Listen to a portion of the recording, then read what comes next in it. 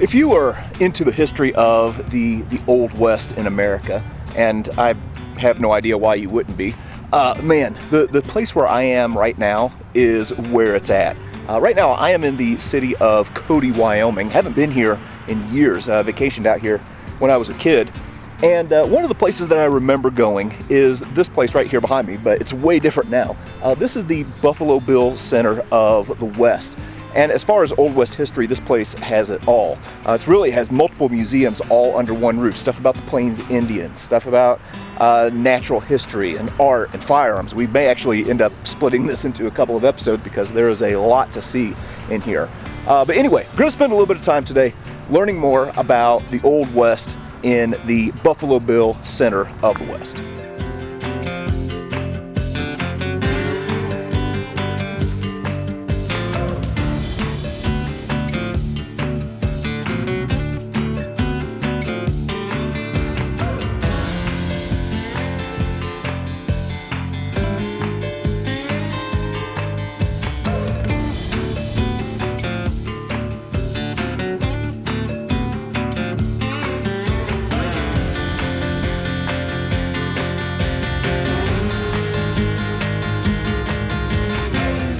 All right, we just got into the museum here, and holy smokes, it has changed a lot since I was here when I was a kid.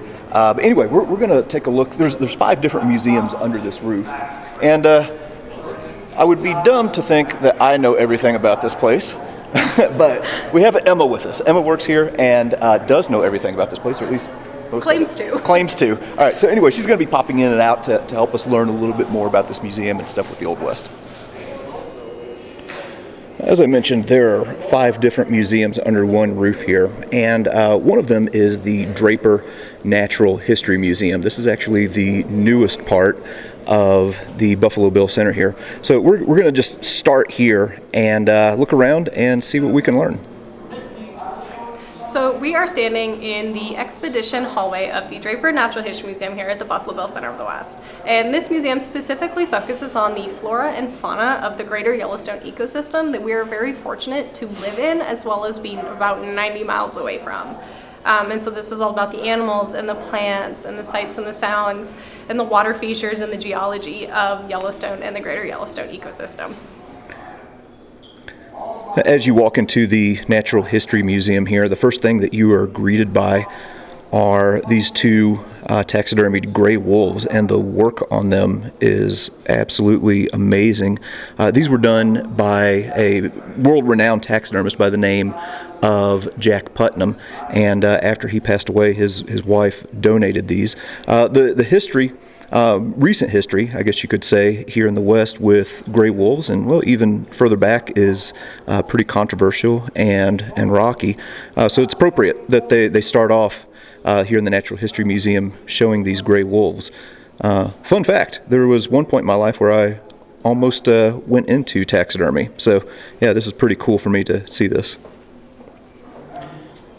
As you progress down the hall here, you come upon this display. This is the Naturalist Cabin, and they have all kinds of interesting things in there. We're going to take a look at a few of them.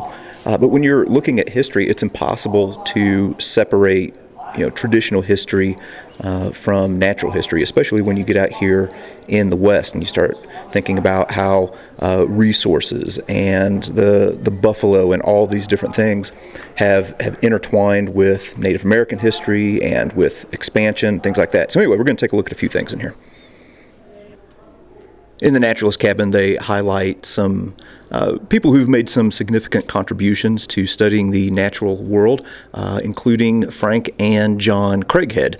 These are guys who did some work studying grizzly bears in the Yellowstone region. So Emma was telling me some pretty crazy things about these guys. Apparently there's some YouTube videos that you can check out where they didn't give the proper dosage to a bear that was tranquilized, and it ends up waking up and chasing them around.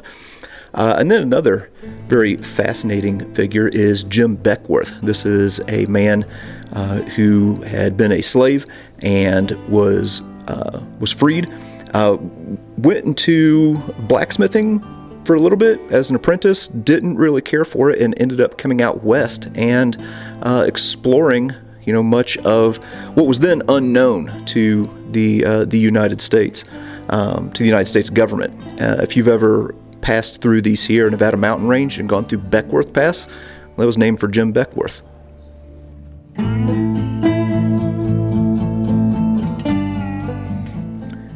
And of course, you can't talk about conservation and the natural world and how it ties in with history without talking about my favorite president of all time, Teddy Roosevelt. Here's a very famous photo of him with John Muir. So they also highlight him here in the Naturalist Cabin.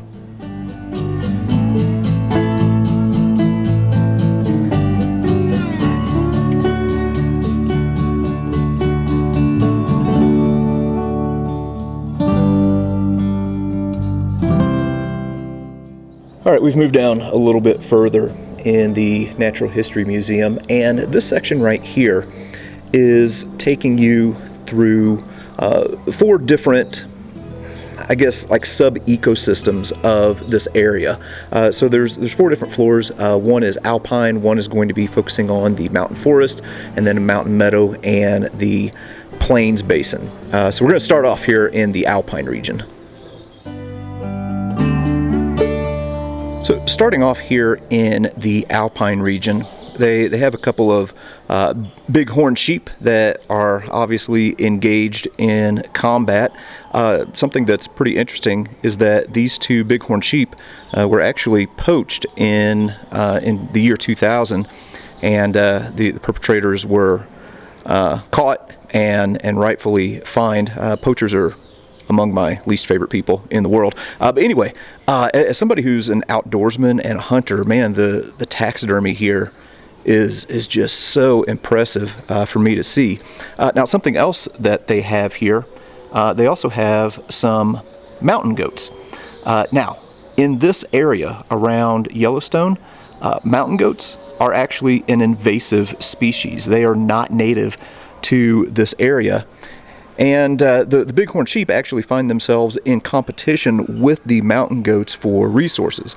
So conservation, it's wise use of natural resources. There have been efforts to reduce the population of mountain goats so that they aren't in competition with the native species here. As a matter of fact, if you look at this map, you can see the natural distribution of mountain goats. So there's a little pocket here in Rocky Mountain National Park, also some here in Idaho, and then up in Canada. But right here in northwestern Wyoming, in the Yellowstone area, no mountain goats. Yeah, learning a lot here today. Okay, so we are in our wildfire exhibit here in the Draper Natural History Museum, and this exhibit is just talking about the wildfires that are in and around the greater Yellowstone ecosystem, as well as all over the world. So fires actually were suppressed kind of when Euro-Americans came over. We thought fire was a horrible thing, we did not want it, and then we learned pretty quickly that fires are actually a very useful tool, especially after the 1988 fires that happened in Yellowstone that burned quite a bit of forest. So now today we have prescribed burns to kind of help clear out all of that debris and dead growth that's on the forest floor. If there are any fires started, we monitor them to make sure that the fires aren't encroaching on roadways or habitats or whatnot, that it's not a danger to anything. But we usually let them burn because we understand that fires now are an essential tool for the growth or the healthy ecosystem, the growth of our ecosystems, and just so things can flourish. All right, moving down into the mountain meadow, and there's just a few things that I'm going to highlight here, in addition to all of the amazing taxidermy. They have an interesting grizzly bear over here that has been mounted. This is Grizzly 104. This is a bear that lived in Yellowstone National Park. And there was a little bit of an issue with this bear. It had almost become domesticated due to all of its interactions with people, to the point where the bear was, a danger to people and really a danger to itself, and was actually going to be euthanized because, well, people were interacting with it too much. And anyway, that ended up not happening. The bear was struck by a vehicle just outside of the park and then donated to the museum. But anyway, pretty important that they have this here to kind of educate people that wildlife needs to remain wild. You hear cases every year in Yellowstone, people going up trying to pet a buffalo or get a picture or something goofy like that. And that's actually not good for the wildlife. Man, the work that they have in here is absolutely incredible. So here they have this skeleton of a bear and a mountain lion, and they also have this thing here on the TV that kind of walks through the process of creating this exhibit. But this is all, well, almost all of the original skeleton of this bear that they reconstructed. There's only one part of the bear that's not original, and I'll just leave it up to you to figure out what part that is. One quick thing I want to point out here at the Natural History Museum, this is a working organization and a working lab. So this is the lab here where they bring in specimens, so things that have been hit on the road or donated, and then they have these flesh-eating beetles that will clean the skeletons and the skulls, and then they do the work putting it all together and serving the community and visitors here so that they can learn more about the natural world. Yeah, I love that they have this visible to the public as well. All right, now we've moved down to the lowest level, the plains or the basin. This would be the part of the ecosystem that is below 5,000 feet. And my goodness, I may have found my favorite thing in the natural history part of this complex, and that is this sculpture right here that is called Free Fall, which shows 3 bison being run off the side of this cliff by Native American hunters. Man, that is just some incredible work. But one other quick thing that I'll point out here, in addition to this incredible taxidermy work with these 2 hawks, is this right here. So we're looking at this prairie dog town, and in the prairie dog town is this animal right here. This is a black-footed ferret, and they feed on prairie dogs. And it was thought that this animal had gone extinct. And then at a ranch not too far from here, well, the rancher's dog brought one of these in, and they found out that there was a little pocket of these black-footed ferrets that were still around. So now there's a breeding program underway to help preserve this animal. But yeah, just one of the many things that you'll learn here in the Natural History Museum. All right, we're going to move on to the next museum now.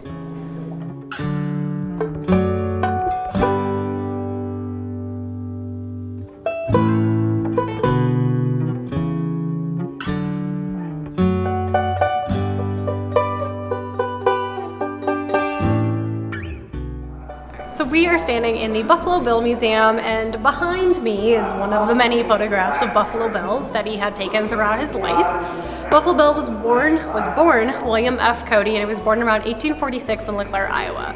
And the town of Cody is actually founded by Buffalo Bill himself. He was born William Frederick Cody, and he kind of designed Cody and wanted Cody to be a tourist town, and that's exactly what we are today.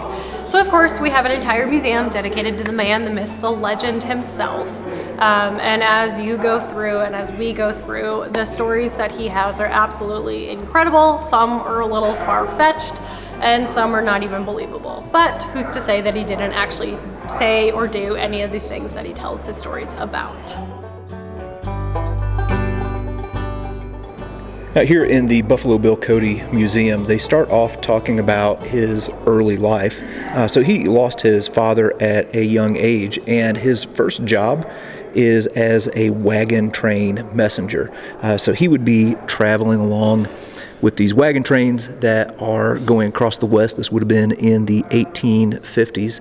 And here's what's crazy is that he is doing this at the age of 11. I wouldn't trust most 11-year-olds with an iPhone right now, and Buffalo Bill Cody is traversing the West on his first job in some pretty trying and hostile conditions. At the age of 14, William Cody is going to be taking on his next job as a rider for the short-lived Pony Express. This was a mail delivery service in the United States where they basically had relay teams of horseback riders that were delivering the mail. Here you can see a map that showed like the stopping points all along the Pony Express. It only lasted about 18 months. And here we're looking at something called a mochila. This is just something that draped over the saddle and would be held down by your hind end. And as you can see, well, there are little pouches on the side that could be locked so that you could secure the mail. Now, as I mentioned, this only lasted about 18 months. Because technology ended up making it obsolete, and the technology that made the Pony Express a dinosaur was this thing right here, the telegraph. All right, so in this case behind me, we have kind of Buffalo Bill, the Buffalo Hunter. And there's actually two stories as to how he earned the nickname Buffalo Bill. The first story is that since he was supplying buffalo meat for the men who were working on the railroad, they got really sick of eating buffalo day after day after day. So they came up with a little tune about here comes Buffalo Bill coming in with his buffalo kill. So that's your first story. Your second story is that there was another Buffalo Bill at this time, and his name was William Comstock. So Comstock and Cody decided there could only be one Buffalo Bill. So they decided to go on a buffalo hunting competition. Both men went out at 3 one-hour intervals, and they shot as many bison as they possibly could. Cody ended up shooting 69. Comstock ended up shooting 46. Therefore, Cody earns the nickname Buffalo Bill. Kind of adding to what Emma already said, if we look at these artifacts here, these are things that actually belong to Buffalo Bill Cody. So here you have a pair of his breeches. Also, we have one of his hats. They also have a copy of his first autobiography. He wrote 2, and in some cases the stories contradict themselves. And then also set of his saddlebags, and then this is really fascinating to me. They have a couple of firearms that belong to Buffalo Bill Cody, and you'll notice that this one is broken. There are a few stories about how the stock on this firearm was broken. One is that he had a guest of Russian royalty who came out and hunted with him, and the gun had a little bit more kick than this Russian royal was anticipating, and dropped the firearm, and a horse stepped on it and broke it. The other story is that Cody went elk hunting and shot the elk, but as he was approaching it, the elk wasn't dead and charged him, and he swung it around and bashed the elk on the head with the butt end of the gun and broke it and killed the elk. I find the first story a little bit more believable. They have a few other artifacts here in this section. So Buffalo Bill Cody was actually a friend of Wild Bill Hickok, and they have a few artifacts from Wild Bill here. Now they have a few things, like a derringer and some sabers and things like that. Well, this holster right here actually belonged to Wild Bill Hickok, as did this Colt revolver. What we're looking at here is Buffalo Bill Cody's buffalo hide coat, and his experience in the West, on the wagon train and also on the Pony Express really primed him for the job that was really going to make a name for him in the western areas, and that was as a scout. So if you look here, they have a few artist depictions of Buffalo Bill Cody during his career as a scout for the U.S. Army.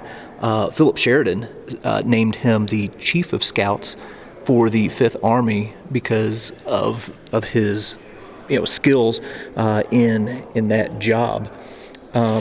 They also have a few artifacts here. So these are cufflinks that Buffalo Bill said that he received as a gift from Grand Duke Alexei of Russia. And then they were later converted to like a brooch by the grandson. And then another fascinating artifact that they have here is this. Buffalo Bill's Medal of Honor. So Buffalo Bill was awarded the Medal of Honor for bravery after the Sioux Indians ambushed the 3rd Cavalry that he was guiding. But as a scout, he was actually a civilian. He was not in the military. So they ended up taking back the Medal of Honor. And then after his death, well, they put him on the roster and I guess kind of changed their mind and reinstated his Medal of Honor. So there are 2 that are out there, and it's thought that this is the second Medal of Honor that he was awarded for his role as a scout for the U.S. Army. They have a painting here in the museum that depicts the incident that I just referred to. So here, front and center, is Buffalo Bill Cody, and it's thought that this individual is Grand Duke Alexei, who was the Russian royal who was on this hunt. And there's another figure who is in this painting who was originally contacted to take the Grand Duke out on the hunt, and it's this man right here, George Armstrong Custer. But yeah, this is depicting that buffalo hunt.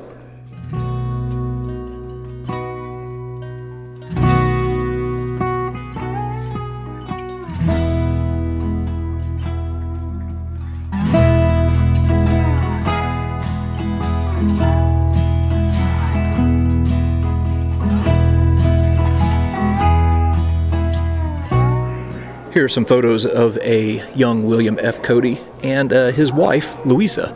Now, there are a couple different stories about how they met. Buffalo Bill claims that they were in St. Louis and that Louisa's horse was getting away from her, and he bravely stepped in and got control of it before she got bucked off, and then, kind of fell in love with him. Louisa claims that Buffalo Bill was over at a home with a friend, and as a joke, dumped her out of her chair, and she stood up and, punched him in the face. And then they ended up becoming friends, and then became romantically involved and got married. They ended up having 4 kids, and Louisa's life is going to be pretty tragic. She's going to outlive not only Buffalo Bill Cody, but all 4 of her children.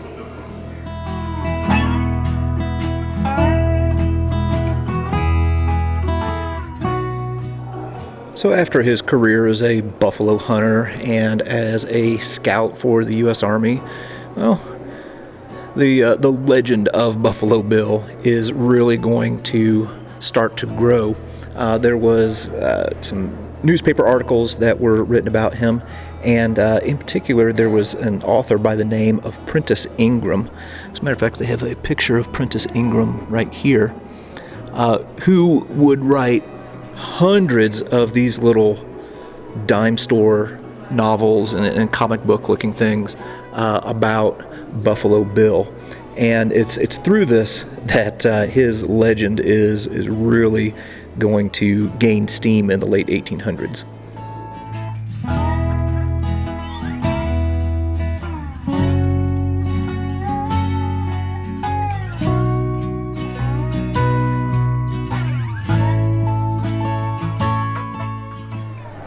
Now, the thing that Buffalo Bill is probably best known for are his Wild West shows that literally went, all over the United States and Europe. So after, his career in the Pony Express and serving as a scout for the U.S. Army and the Buffalo Hunter and everything, this wild life that he had, well, he was involved in some plays that were fairly popular out east. And he got inspired by P.T. Barnum's shows and got to thinking, hey, maybe we can take that and adapt it to a big show that will kind of inform and entertain people about life in the Wild West. So for Buffalo Bill Cody, the stage was just far too small to contain the story about the Wild West. So he ended up developing this Wild West show that he took on the road, and it was larger than life. So it combined, circuses and rodeo, historical pageants, and all kinds of crazy things, and kind of really mythologized the West. And here they have some artifacts from Buffalo Bill Cody. So here's one of his outfits and his hat and gloves. You can see everything is really kind of, pushing the showmanship level. And then here we also have his boots and some of his spurs, and also his saddle. And you'll notice that on the saddle it doesn't say Buffalo Bill Cody, but it says Honorable W.F. Cody. Yeah, pretty cool that they have this here. Here in this part of the museum, they also have all kinds of really amazing posters from the Buffalo Bill Wild West show. This one is from 1900, and they are just wild and colorful. And this one here is from 1908. Here down at the bottom you can see it says the most animated equestrian spectacle ever seen, a gorgeous moving picture in which over 300 horsemen participate. One of the big attractions of the Wild West shows was the presence of the Native Americans who traveled with Wild Bill. There were literally thousands of Native Americans who were part of Buffalo Bill's Wild West show, and it was an opportunity for people in other areas to be exposed to these other cultures. So here they have a Native American headdress. This is a vest that was gifted to Buffalo Bill from one of the Native Americans who participated in the show. And you can see some of the different decorations that were put on here. Probably one of the most famous individuals from the Native American community that participated in the show was Sitting Bull. So here, what we're looking at are Sitting Bull's cuffs, also a tobacco pouch, and a ring that belonged to Sitting Bull. And then this is really impressive here. This is a Lakota jacket. Yeah, very interesting to see these artifacts. This is pretty interesting. They have a scale model of what one of Buffalo Bill's Wild West shows would have looked like. So this is depicting the Wild West show at Ambrose Park in South Brooklyn. So here is the main arena here. And then you could also, come and see people like Annie Oakley. They had like a Native American setup where you could see tents. This would be like the entrance. Here's the Buffalo Bill tent, the Lakota camp, cowboy tents. And yeah, as I said, all kinds of famous people involved in these shows, including the sharpshooter Annie Oakley, who would give shooting demonstrations at the shows. Speaking of Annie Oakley, they have a few things here that are attributed to her, including this dress and also this saddle and shotgun case. And then if you look back here, well, you can see her Model 1892 carbine on top of this trunk, along with a Model 2 revolver, Smith & Wesson, and a set of her gloves. Yeah, very cool.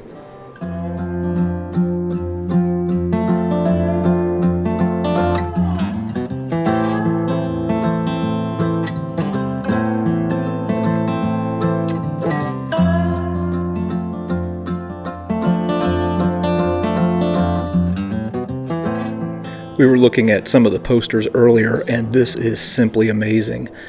Here they have an original billboard advertising one of Buffalo Bill's shows. Here you can see him in front of Queen Victoria. But this is all paper. It's all the original colors, original everything. In the wintertime, when there's not as many people, who are visiting Cody, Wyoming. They actually cover this up to help preserve it. But yeah, pretty stunning to see this.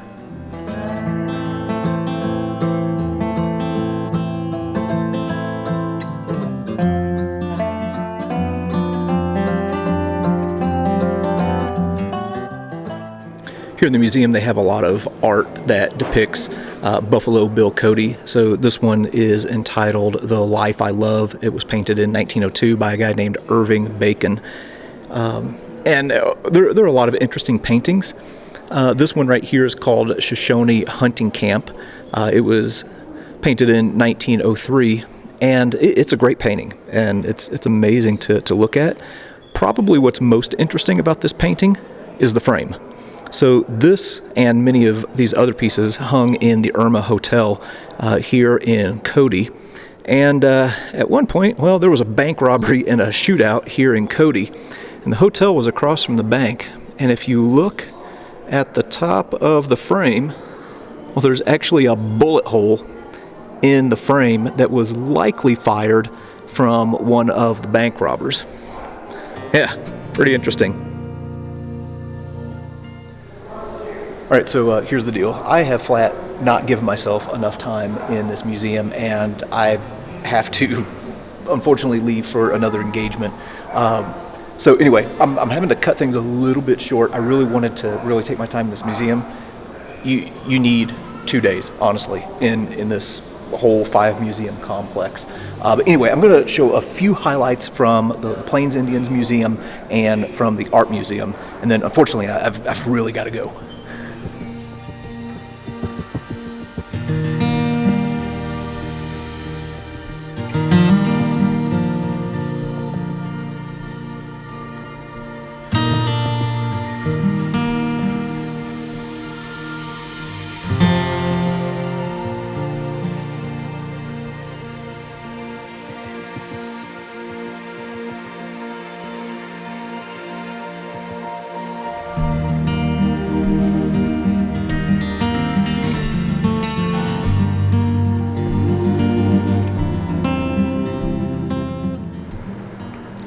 Here are a few more artifacts that I just have to take time to show.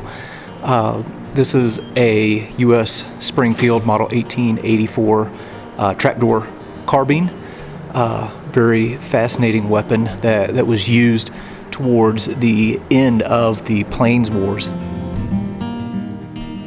Here's another incredible artifact that they have here at the museum. This is a hide painting of the Battle of Little Bighorn. This was done around 1895. It's on deer hide and of course has these different pigments on it. So here you can see these Native Americans on horseback, and the figures with the blue leggings are of course U.S. soldiers who have fallen to the Native Americans. And then I think right here this is depicting the camp on the Little Bighorn River. Wow, that is an incredible artifact.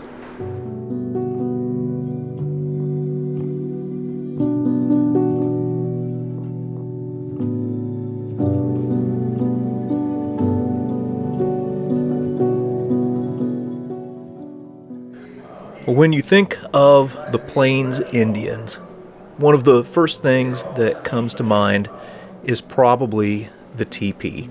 What we are looking at here, whether you realize it or not, is probably one of the rarest items that we've seen so far in this museum. And I feel so bad that I'm running out of time because there are so many amazing things that I would like to be showing here. But this is a buffalo hide teepee.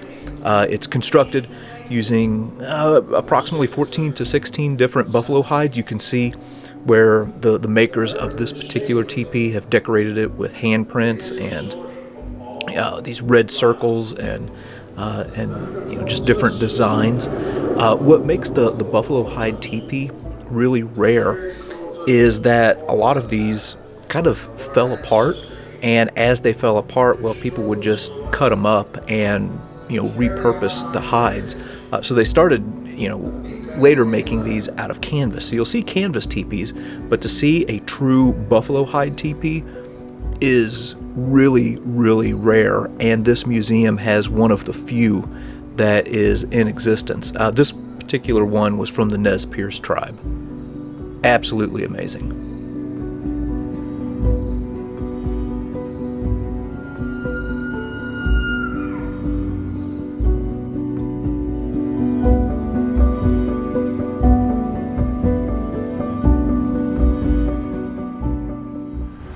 All right, well, unfortunately, I am super late for my next destination, but my gosh, there is so much in there, and I feel guilty right now because I didn't even show a fraction of what they have here at the Buffalo Bill Center. So if you ever travel out to Yellowstone or anywhere in the West, this is legitimately like a 1 to 2 day stop. So much that is in there that is interesting, and a lot that we didn't show in this video, like our visit to the Firearms Museum, which we will have all by itself in the next episode.